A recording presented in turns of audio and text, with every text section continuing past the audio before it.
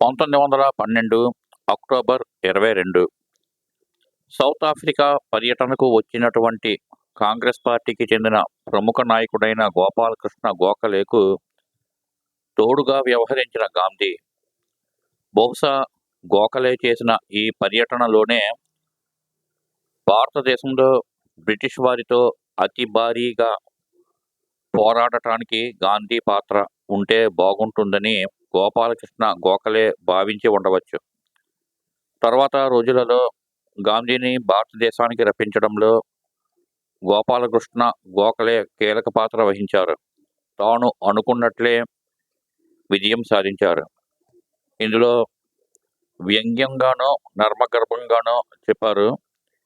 అంటే గాంధీ వలన జరిగినటువంటి కీడుకి ఆ, గాంధీని రాజకీయాలు ప్రేరేపించినటువంటి గోపాలకృష్ణ గోఖలే అని చెప్పి పరోక్షంగా చెప్పారని నేను అనుకుంటున్నాను. భారత మాతాకి జై.